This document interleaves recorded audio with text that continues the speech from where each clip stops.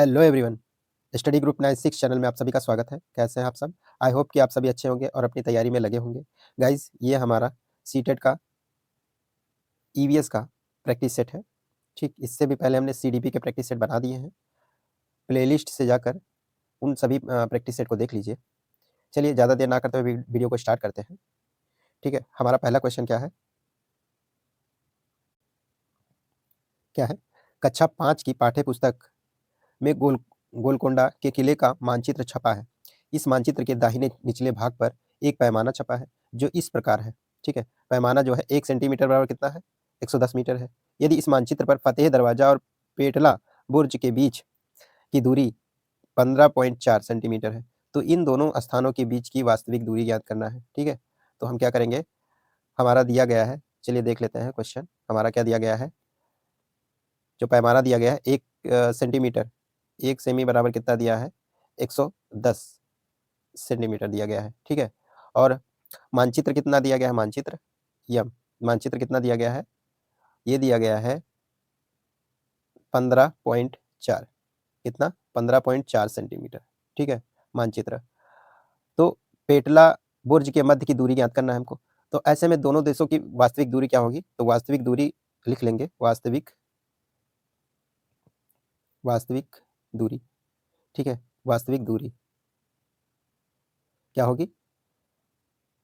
15.4 गुणे 110। ठीक है, कितना आ जाएगा हमारा? जब गुणा करेंगे तो हमारा आ जाएगा 1.694 सेंटीमीटर आ जाएगा। तो इसमें हमारा कौन सा राइट ऑप्शन हो जाएगा? फोर्थ ऑप्शन राइट हो जाएगा। ठीक है, फोर्थ ऑप्शन राइट हो जाएगा। चलिए नेक्स्ट क्वेश्चन की तरफ चलते हैं। क्वेश्चन क्या है हमारा? सरकारी कानून, ठीक, जिसके अनुसार कोई भी व्यक्ति सांप को पकड़ व रख नहीं सकता है, किस अधिनियम के अंतर्गत आता है? ठीक, चलिए देखते हैं। पहला हमारा क्या दिया गया है? पर्यावरण संरक्षण अधिनियम 1986 के अंतर्गत।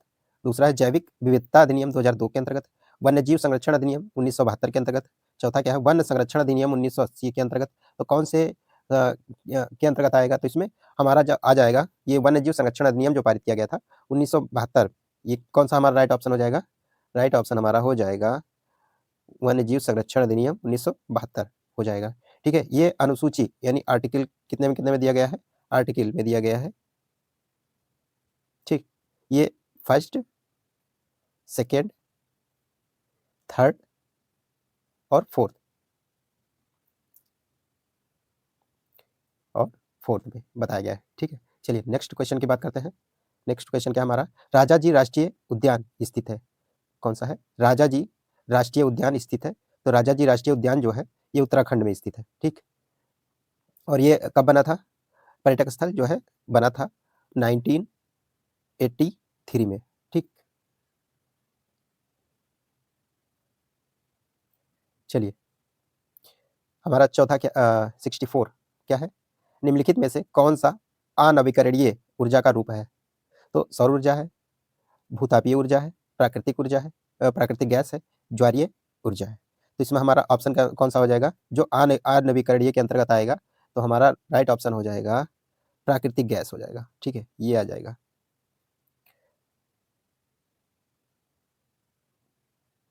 और ये जो अनवीकरणीय संसाधन होते हैं ये होते क्या हैं?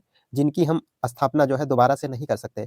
प्राकृतिक गैस जैसे इसका हम दोबारा से जो है इसकी स्थापना नहीं कर सकते। जैसे पेट्रोल को हम दोबारा से प्राप्त नहीं कर सकते क्योंकि ये प्राकृतिक में हमको उपहार के रूप में मिले हैं। तो इसमें पेट्रोल हो जाता है, कोयला हो जाता है, कोयला कोयला पेट्रोल हो जाता है, पेट्रोल पेट्रोल ठीक है, जिसको पेट्रोलियम बोलते हैं। ये सारी चीज़ें हो जाती है। ठीक, नेक्स्ट क्वेश्चन की बात करें। क्या है? निम्न में कौन सा निम्न में कौन सा केंद्र शासित प्रदेश बंगाल की खाड़ी के तट पर स्थित है? लक्षद्वीप हो गया, नागालैंड हो गया, पुदुचेरी हो गया, दादरा और नगर नगर हवेली, दमन और दीव, इसमें कौन सा हो जाएगा? तो हमारा जो राइट ऑप्शन हो जाएगा पुदुचेरी हो जाएगा। ठीक है, पुदुचेरी बंगाल की खाड़ी के पूर्व में स्थित है। ठीक, ऑप्शन हमारा कौन सा हो जाएगा? पुदुचेरी स्थित है। ठीक है, पुदुचेरी मूलतः 4 पृथक जिलों से मिलकर बना होता है। जैसे पुदुचेरी शहर, कराईकल, यानम और इसमें माहे भी आता है। ठीक, कौन सा हो जाता है? जो पुदुचेरी शहर है, दूसरा क्या है? कराईकल है, कराईकल है, और यानम जिसको बोलते हैं यनम, ठीक, यनम है, और माहे, ये माहे, माहे है, ठीक है। नेक्स्ट क्वेश्चन की बात करें, राहुल को जुकाम है, क्या है? हाँ, राहुल को जुकाम है, वह अपने पसंदीदा भोजन का स्वाद नहीं ले पा रहा है, इस कारण यह इस कारण है, उसका कारण क्या है? ये पैपिले संवेदनशील नहीं है, ठीक, स्वाद कलिकाएं सूजी हुई है, जुकाम से उसकी सूंघने की अनुभूति प्रभावित हो गई है, या फोर्थ ऑप्शन हमारा हो जाएगा, जुकाम आपकी स्वाद कलिकाओं को शून्य कर देता है। तो हमारा जो राइट ऑप्शन हो जाता है, जैसे राइट ऑप्शन क्या हो जाएगा हमारा? ये फोर्थ ऑप्शन हमारा राइट हो जाएगा। सॉरी, इसको बड़ा कर लेते हैं, क्या हो जाएगा? फोर्थ, थर्ड वाला हमारा, जुकाम से उसकी सूंघने की अनुभूति जो है प्रभावित हो गई है, ठीक है। वह अपने पसंदीदा भोजन का स्वाद नहीं ले पा रहा है, इसका कारण यह है कि क्योंकि स्वाद एवं गंध की अनुभूति परस्पर जुड़ी होती है, ठीक। तो हमारा राइट ऑप्शन हो जाएगा थर्ड। चलिए नेक्स्ट क्वेश्चन की बात करें, वन्यजीव संरक्षण सप्ताह किस माह के पहले सप्ताह के दौरान मनाया जाता है? तो वन्यजीव संरक्षण कब मनाया जाता है? तो ये जो मनाया जाता है अक्टूबर, यानी विश्व वन्यजीव संरक्षण सप्ताह जो है अक्टूबर माह के पहले सप्ताह में मनाया जाता है, ठीक है। 2 से 8 अक्टूबर के बीच संपूर्ण भारत में, 2 से 8 कितने में? 2 से 8 अक्टूबर के बीच संपूर्ण भारत में प्रतिवर्ष वन्यजीव सप्ताह मनाया जाता है। यह भारत के वनस्पति और जीवों की रक्षा और संरक्षण के उद्देश्य से मनाया जाता है, ठीक है। वर्ष कितने से पहला कब मनाया गया था इसका? इसका पहला जो मनाया गया था 1957 में इसका पहला वन्यजीव सप्ताह मनाया गया था। पहला, पहला, ठीक है। पहला वन्यजीव जो सप्ताह मनाया गया था, तो ये मनाया गया था संरक्षण सप्ताह 1957 में मनाया गया था, ठीक है। और ये 1 अक्टूबर से मतलब मनाया जाता है, ठीक है। चलिए नेक्स्ट क्वेश्चन की बात करें, हमारा राइट ऑप्शन क्या हो जाएगा? 1 अक्टूबर, ठीक है। चलिए नेक्स्ट क्वेश्चन क्या है, जल संरक्षण एवं जल संग्रहण एवं संरक्षण में योगदान के लिए वर्ष 2015 में किसे स्टॉकहोम जल पुरस्कार जीता था? किसने जो है जल पुरस्कार जीता था? तो ये देखना है हमको, राजेंद्र सिंह, सुंदरलाल बहुगुणा, मेधा पाटकर, पांडुरंग हेगड़े, ठीक है। तो इसमें हमारा जो राइट ऑप्शन हो जाएगा राजेंद्र सिंह, ठीक है। जो जल संरक्षण योगदान के लिए राजेंद्र सिंह ने कब जीता था? तो 2015 का जो स्टॉकहोम जल पुरस्कार जीता था इन्होंने, कितने में? 2015 का, ये 2015 का जीता था, ठीक है।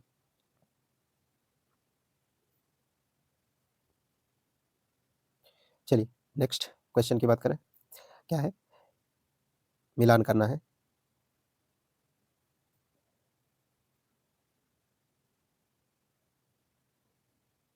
चलिए देखते हैं, मिलान करना है। तो इसमें देखते हैं असम, असम में क्या होता है? तो असम में बांस के खंभों पर बने, ठीक है, घर होते हैं बांस के, ये मिलेगा यहाँ पे, बांस के खंभों पर बने ऊंचे ऊंचे ढालू छत होते हैं, छतें जिसकी छतें जो है ढालू होती हैं, ठीक है। लेह लद्दाख, तो लद्दाख में क्या होता है? ये घर जो है यहाँ के घर पत्थर के बने होते हैं, जिनकी फर्श और छतें लकड़ी की बनी होती हैं, तो इसका पहला मिल जाएगा। मनाली हिमाचल प्रदेश की बात करें, तो इसमें क्या होता है? पत्थर लकड़ी के बने घर जिनकी छतें ढालू होती हैं, तो ये जो इसका हो जाएगा, दूसरा हो जाएगा, पत्थर लकड़ी के बने होते हैं और घर जिनकी छतें ढालू होती हैं, ठीक है। अब राजस्थान की बात करें, तो राजस्थान में क्या होता है?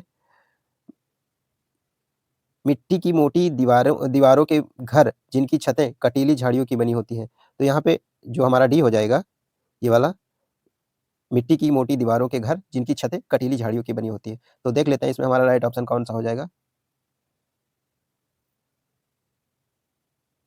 इसमें हमारा राइट ऑप्शन पहला हो जाएगा, ठीक है। राइट ऑप्शन हो जाएगा हमारा पहला, ये वाला सही हो जाएगा।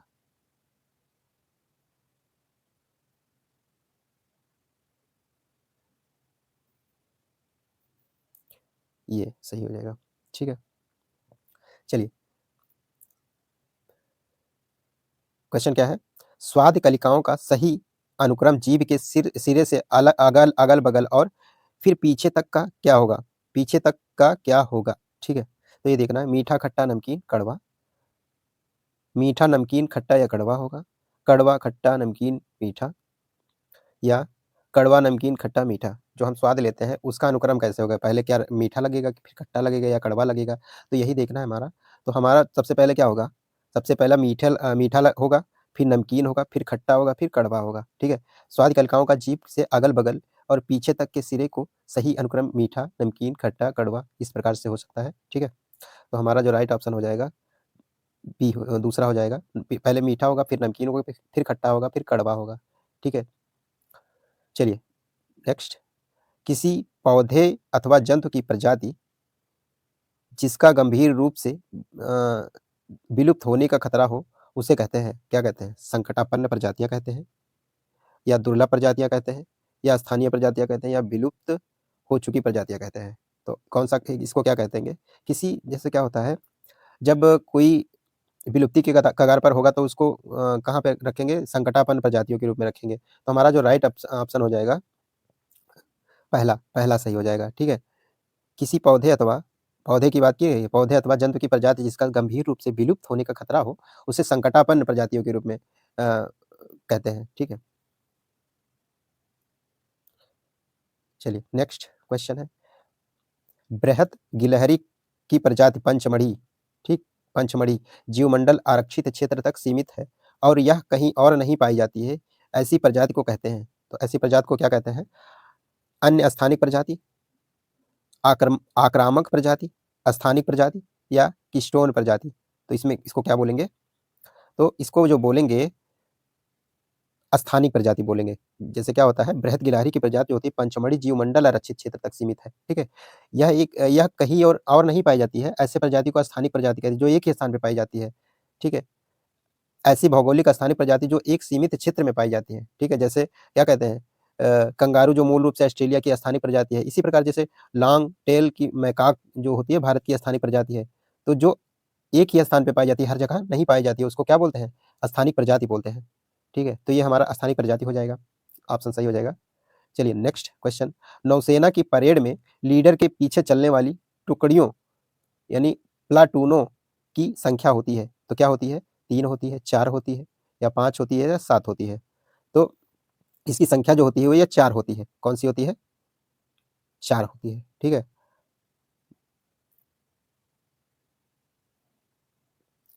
जैसे चलिए नेक्स्ट क्वेश्चन देखते हैं। रोहन चलिए देखते हैं। रोहन आमों की विभिन्न किस्में खरीदने के लिए फलों की मंडी बाजार में गया। रोहन द्वारा खरीदे गए आमों के सही समूह को पहचानिए, ठीक है? तो यहाँ पे पहला ऑप्शन क्या रहा? हापुस, नीलम, इलाहाबाद, सफ़ेद या दशहरी। कौन-सा सही क्रम है जिसमें आमों की प्रजाति है? बाकी किसी-किसी में मिस्टेक दिया गया है, उसमें आम की प्रजाति नहीं मिलेगी आपको, ठीक है? अल्फांसो, केसर, तोतापरी या नीलम, ठीक है? और केसर, दशहरी, बनारसी या चीतीदार। चीतीदार ये आम तो नहीं होता है। चलिए तो हमारा जो राइट ऑप्शन हमारा हो जाएगा अल्फांसो। अल्फांसो जो है ये केसर ये और तोतापरी, नीलम ये जो है 2 आम की प्रजातियाँ हैं, ठीक है? तो हमारा जो राइट ऑप्शन हो जाएगा अल्फांसो, केसर और तोतापरी, नीलम ये आम की प्रजातियाँ हैं। सही समूह हमारा हो जाएगा। नेक्स्ट क्वेश्चन की बात करें। क्वेश्चन क्या है? कोई जनजाति एक ऐसे सुस्पष्ट लोगों का समूह होता है जिनकी अपनी जीवन शैली, संस्कृति होती है। जाट जनजाति किस क्षेत्र राज्य की है? ठीक है? जैसे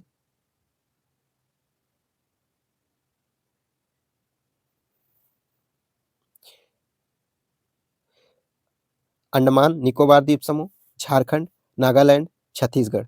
तो जिसकी एक अपनी शैली संस्कृति होती है, वो जो जाट ये किस जनजाति की बात की गई है? ये जाट जनजाति की बात की गई है। तो ये कहाँ पे रहती है? तो यही पूछा गया है इसमें। तो हमारा राइट ऑप्शन हो जाता है ये अंडमान एवं निकोबार द्वीप समूह की जनजाति है, ठीक है? जाट जो होती है, ये अंडमान एवं निकोबार द्वीप समूह की है, ठीक? चलिए नेक्स्ट क्वेश्चन की बात करें। विषय आवाज से संबंधित अपने कक्षा 5 के छात्रों की एक दक्षता पहचानिए। क्या हो सकता है? विषय आवाज से संबंधित अपने कक्षा 5 के छात्रों की एक दक्षता पहचानिए। जैसे खेत के बाजार से घर तक की खाद्य पदार्थों की यात्रा की रूपरेखा बनाना, मानचित्रण की संकल्पना को तथा 2 आयामों में एक स्थान का चित्रण से संबंध करना। तीसरा क्या है? बच्चे कच्चे माल से तैयार उत्पादन तक की यात्रा का वर्णन करना।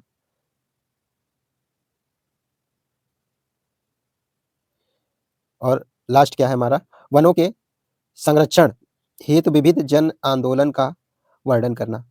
ठीक, तो हमारा राइट ऑप्शन क्या हो जाएगा?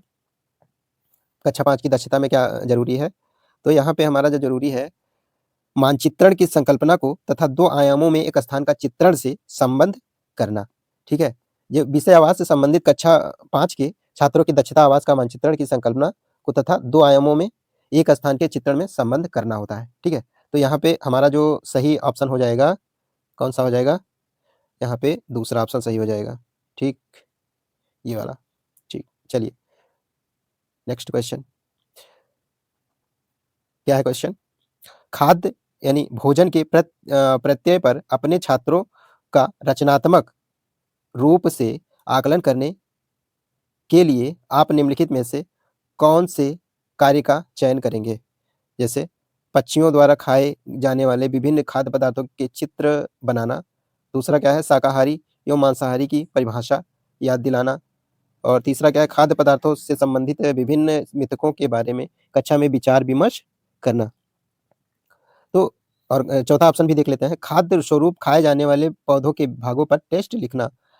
भई जो हमारा विचार-विमर्श काफ़ी महत्वपूर्ण ऑप्शन माना जाता है, तो हम छात्रों का रचनात्मक रूप आकलन करने के लिए हम क्या करेंगे? बच्चों से विचार-विमर्श करेंगे, ठीक है? यहाँ पे हमारा जो राइट ऑप्शन हो जाएगा, बच्चों से क्या करेंगे? विचार-विमर्श करेंगे, ठीक है? चलिए, तो राइट ऑप्शन हमारा हो जाएगा खाद्य पदार्थों से संबंधित विभिन्न मिथकों के बारे में कक्षा में विचार-विमर्श करना, यानी विचार-विमर्श करेंगे, तब बच्चे जान पाएँगे, ठीक है? ज़्यादा अच्छी तरीके से सीख पाएँगे। चलिए नेक्स्ट क्वेश्चन की बात करें, पर्यावरण अध्ययन में अवधारणाओं को प्रस्तुत करने की विधियों के चयन के लिए निम्नलिखित में से कौन-सा सर्वाधिक महत्वपूर्ण कारक है? अवधारणा की प्रकृति, जीवंत अनुभवों की समृद्धता, विद्यार्थियों की अधिगम प्राथमिकता वरीयता और फोर्थ क्या है? अधिगम संसाधनों की उपलब्धता। तो क्या हो जाएगा हमारा राइट ऑप्शन? पर्यावरण जो है, विद्यार्थियों की अधिगम प्राथमिकता वरीयता देना। क्या हो जाएगा इसमें हमारा राइट ऑप्शन? राइट ऑप्शन हमारा हो जाएगा विद्यार्थियों की अधिगम प्राथमिकता वरीयता देना, ठीक है? बच्चों की सीखने की जो अधिगम वरीयता है उसको ज़्यादा प्राथमिकता देंगे, ठीक? तो हमारा राइट ऑप्शन क्या हो जाएगा? विद्यार्थियों की अधिगम क्या होता है? पर्यावरण अध्ययन में अवधारणा को प्रस्तुत करने की विधियों विधियों के चयन करने के लिए विद्यार्थियों की अधिगम प्राथमिकता वरीयता सर्वाधिक महत्वपूर्ण कारक माना जाता है, ठीक है? चलिए नेक्स्ट क्वेश्चन की बात करें। पर्यावरण अध्ययन शिक्षण हेतु निम्नलिखित में से किस कारण से समूह चर्चा उपयुक्त विधि है? समूह चर्चा अंतर्वैयक्तिक कौशलों का विकास करने के लिए या बच्चे भिन्नताओं का सम्मान करना सीखते हैं। ऑप्शन 3 है बहुमुखी चिंतन एवं नवीन संसाधन में सहायक और ऑप्शन 4th है विषयों के बीच की सीमाएँ तोड़ने में सहायक। तो हमारा राइट ऑप्शन हो जाएगा बहुमुखी चिंतन एवं नवीन समाधान में सहायक होता है। क्या होता है? पर्यावरण अध्ययन शिक्षण जो होता है हमारा बहुमुखी चिंतन एवं नवीन समाधान में सहायक होता है, समूह चर्चा। राइट ऑप्शन हमारा क्या हो जाएगा? थर्ड हो जाएगा, बहुमुखी चिंतन एवं नवीन संसाधन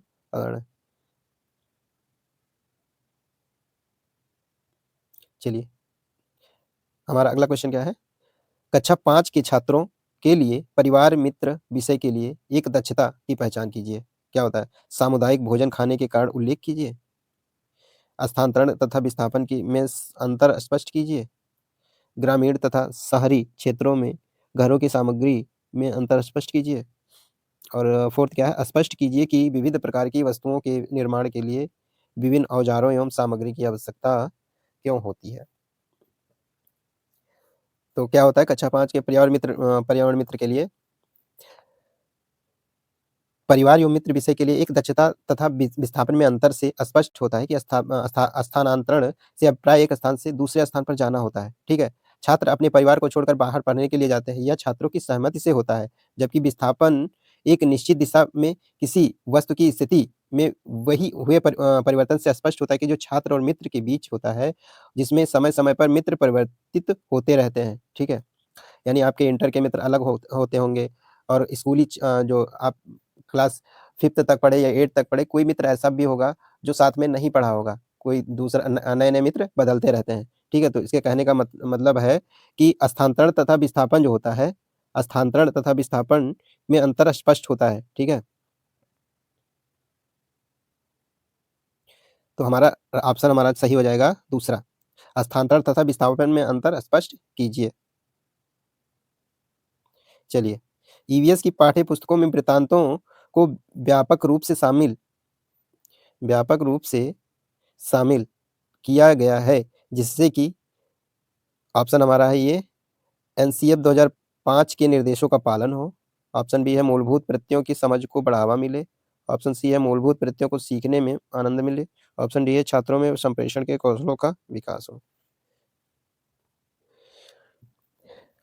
चलिए, तो हमारा जो क्या हो जाएगा?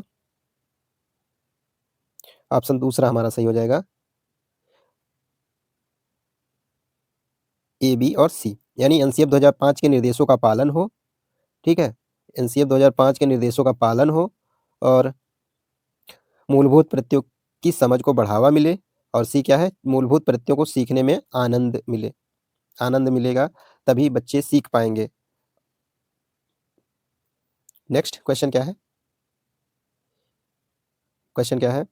निम्नलिखित में से कथन संरचनात्मक आकलन की विशेषताओं का वर्णन कीजिए। ऑप्शन ए क्या है? यह सब बच्चों को दिए गए जाने वाले औपचारिक परीक्षण हैं। ऑप्शन बी क्या है? इसमें बच्चों को यह पता ही नहीं चलता कि उनका आकलन किया जा रहा है। ऑप्शन सी क्या है? यह प्रगति सत्र में दर्ज किए जाने वाले विवरण हैं। ऑप्शन डी क्या है? यह सीखने के दौरान बच्चों की प्रगति का अवलोकन है। ऑप्शन ई क्या है? ये तो बिहार वाला काम हो गया 5 ऑप्शन। चलिए, यह बच्चों की गतिविधियों के अवलोकन द्वारा उनके सीखने में सुधार की प्रक्रिया है। तो कूट के माध्यम से हमारा कौन-सा ऑप्शन सही हो जाएगा? तो हमारा जो ऑप्शन सही हो जाएगा बी, डी और ई सही हो जाएगा। कौन-सा हो जाएगा? बी, डी और ई सही हो जाएगा, ठीक है? बी, डी और ई यानी इसमें बच्चों की क्या होता है? इसमें बच्चों को यह पता ही नहीं चलता है कि उनका आकलन किया जा रहा है और दूसरा क्या है? डी क्या है? यह सीखने के दौरान बच्चों की प्रगति का अवलोकन है और ई क्या है? यह बच्चों की गतिविधियों के अवलोकन द्वारा उनके सीखने में सुधार की प्रक्रिया है। चलिए 83 में देख लेते हैं। कूट के माध्यम से इसको भी देखना है क्योंकि सीटेट में बड़े-बड़े क्वेश्चन आते हैं। निम्नलिखित में से कौन से कथन सुमेलित मूल्यांकन की विशेषताओं का वर्णन करते हैं? यह निर्धारित मानदंड के आधार पर बच्चे के कार्य की गुणवत्ता की जाँच करना। ऑप्शन बी क्या है? सीखने के दौरान बच्चे की उपलब्धि की गुणवत्ता को परखना। और सी क्या है? एक बच्चे की उपलब्धि की तुलना दूसरे बच्चे की उपलब्धि में करना। ऑप्शन डी क्या है? एक बच्चे की प्रगति की तुलना स्वयं की पिछली प्रगति से करना। ठीक? तो हमारा जो राइट ऑप्शन हो जाएगा, क्या हो जाएगा? ए और सी हमारा सही हो जाएगा। कौन-सा सही हो जाएगा? ए और सी सही हो जाएगा। देखते हैं। ए और सी सही हो जाएगा। ठीक है? यह निर्धारित मानदंड के आधार पर बच्चों के कार्य की गुणवत्ता की जाँच करना और यह एक बच्चे की उपलब्धि की तुलना दूसरे बच्चों की उपलब्धि से करना। तो हमारा ए और सी सही हो जाएगा। ठीक है? चलते हैं 84 पे। नेक्स्ट क्या है हमारा? राष्ट्रीय रूपरेखा चर्या रूपरेखा 2005 के अनुसार ईवीएस चर्या में सुझाए गए 6 थीमों में से निम्नलिखित में से एक थीम कौन-सी है? पौधे, पशु, आश्रय, हमारे चारों ओर, परिवर्तन। क्या होगा? हमारे चारों ओर परिवर्तन। तो हमारा जो राइट ऑप्शन हो जाएगा आश्रय। ठीक है? तो हमारा राइट ऑप्शन क्या हो जाएगा? आश्रय। आश्रय हो जाएगा। ठीक है? आश्रय। क्या कहता है, राष्ट्रीय पाठ्यचर्या रूपरेखा 2005 के अनुसार ईवीएस पाठ्यचर्या में सुझाई गई 6 थीमों में से एक आश्रय है। ईवीएस में 6 थीम निम्नलिखित हैं। कौन से हैं? 6 थीम कौन-कौन सी हैं? तो देख लेते हैं। परिवार और दोस्त उनके 4 विषय हैं, ठीक? और पहला क्या है? संबंध है। दूसरा क्या है? काम और खेल है। पहला संबंध है, लिख देते हैं, संबंध है, संबंध है, ठीक है? काम और खेल है, काम और खेल है, काम और खेल, खेल है, खेल है, जानवर है,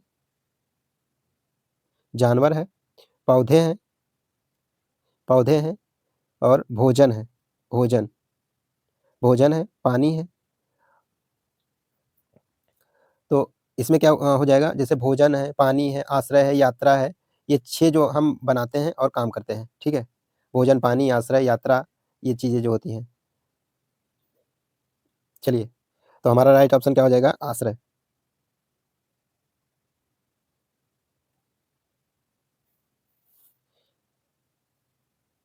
ऑप्शन हमारा कौन-सा सही हो जाएगा? आश्रय। नेक्स्ट क्या है?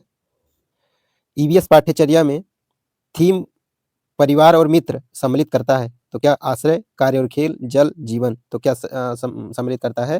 तो कार्य और खेल जो है, अभी हमने देखा, कार्य और खेल यानी काम और खेल जो है सम्मिलित करता है।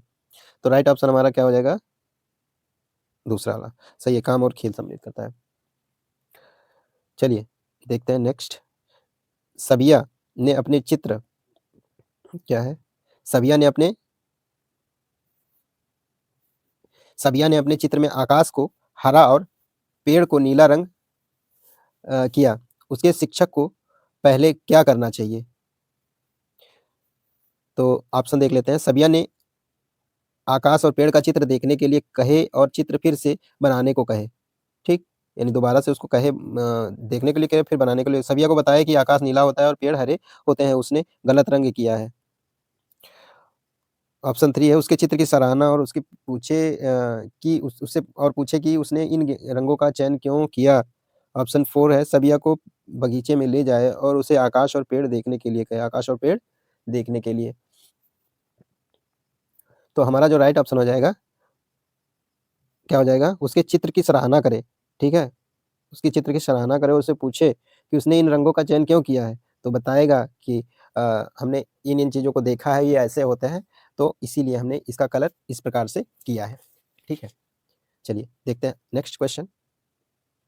पर्यावरण अध्ययन का पाठ्यक्रम निम्नलिखित में से किस प्रकार संगठित है?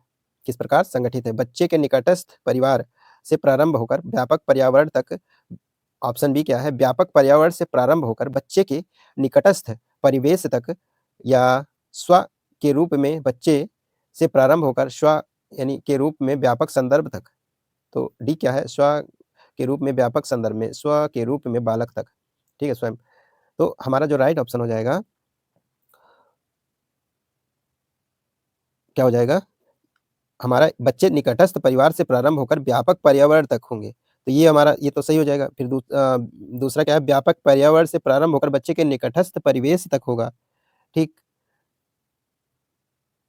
क्या होता है? पर्यावरण अध्ययन जो है का पाठ्यक्रम बच्चे के निकटस्थ परिवेश से प्रारंभ होकर व्यापक पर्यावरण तक, स्वयं स्व के रूप में बच्चे से प्रारंभ होकर यानी स्व के रूप में व्यापक संदर्भ तक संगठित है होता है, ठीक है? तो यहाँ पे ये और सी हमारा सही हो जाएगा। तो हमारा कौन से ऑप्शन में है? तीसरे में।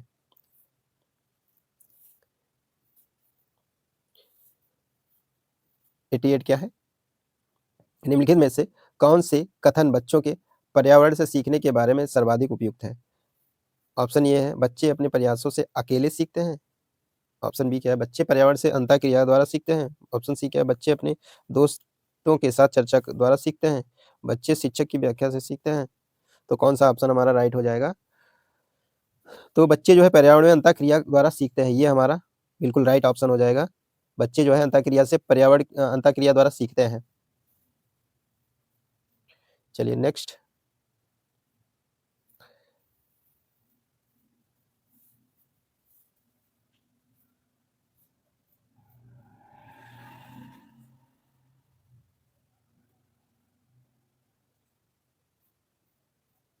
हाँ, ये वाला क्वेश्चन कूट के रूप में था, तो बी और सी दोनों सही हो जाएँगे। बी और सी इसमें सही होंगे, तो यानी 2 का बी और सी दिया गया है, तो बी और सी सही होंगे। देख लीजिएगा ध्यान से, बी और सी सही होंगे। इसमें बी बच्चे पर्यावरण से अंतःक्रिया द्वारा सीखते हैं और सी ऑप्शन है बच्चे अपने दोस्तों के साथ चर्चा द्वारा सीखते हैं, ये भी सही है, यानी बी और सी दोनों सही रहेगा। चलिए नेक्स्ट।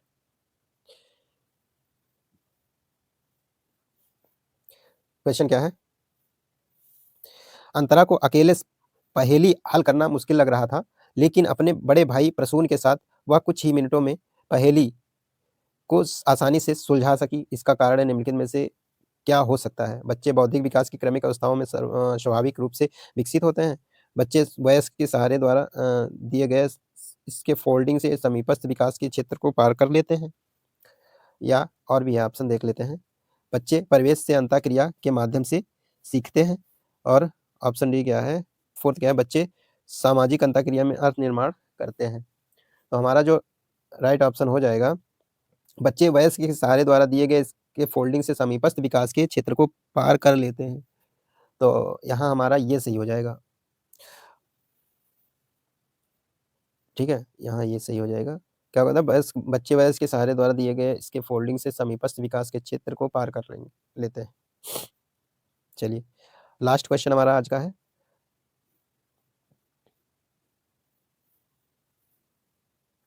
क्या है? प्राथमिक स्तर पर ईवीएस पाठ्यक्रम इस तरह से व्यवस्थित किया जाता है कि यह शुरू होता है सीखने वाले के तत्काल परिवेश से, पड़ोस और समुदाय से, वैश्विक संदर्भ से, बड़े संदर्भ से। तो सीखने वाले के तत्काल परिवेश से होता है।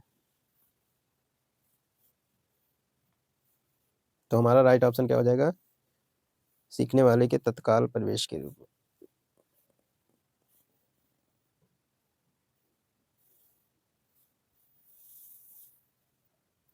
ये हमने पिछले सभी सत्र के प्रैक्टिस सेट बना दिए हैं।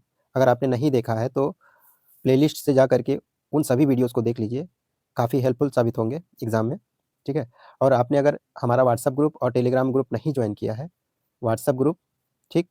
व्हाट्सएप ग्रुप और टेलीग्राम ग्रुप नहीं जॉइन किया है तो जॉइन ज़रूर कीजिए, क्योंकि वहाँ पे टेलीग्राम ग्रुप पे तो आपको टेस्ट मिलेगा, ठीक है? जहाँ पे 50,000 मेंबर हैं लगभग, और व्हाट्सएप ग्रुप जो कि बिल्कुल सेफ है। यहाँ पे चाहे कोई भी हो, गर्ल्स हो या बॉयज़ हो, कोई भी मेंबर हो, यहाँ पे किसी का नंबर शेयर शेयर नहीं होगा, कोई किसी का नंबर नहीं देख सकता है, ठीक है?